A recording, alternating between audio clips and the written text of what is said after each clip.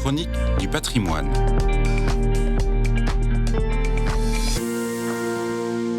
Gaza. S'il y a une ville qui n'inspire pas une visite culturelle, c'est bien celle-ci.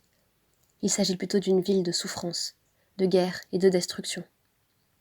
Et pourtant, le patrimoine de Gaza n'a rien à envier au reste de cette terre du Proche-Orient, chargée d'histoire. Au contraire, il représente un immense site archéologique. La côte de Gaza, zone de contact des mondes méditerranéens et de l'Asie, a été habitée depuis la fin du 4e millénaire avant Jésus-Christ.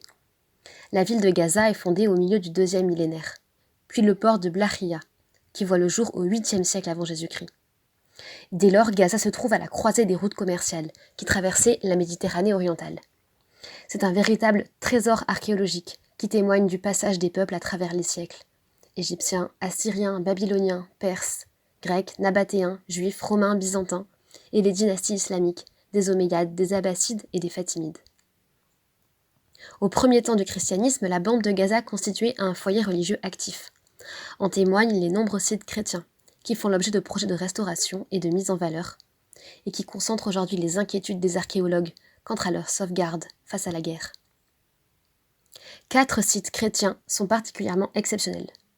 Le monastère de Saint-Hilarion, daté du IVe siècle, qui a pour l'instant été plutôt épargné par les tirs.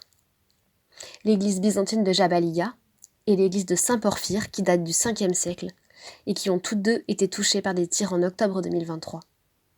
Et enfin l'église de la Sainte Famille, construite elle en 1974 à Gaza, et endommagée en novembre 2023. Depuis le début de la guerre en octobre 2023, environ 200 sites d'importance historique ont été détruits ou endommagés dans les tirs israéliens. Ce patrimoine plurimillénaire unique est en danger. Nous le découvrirons mieux dans le prochain épisode.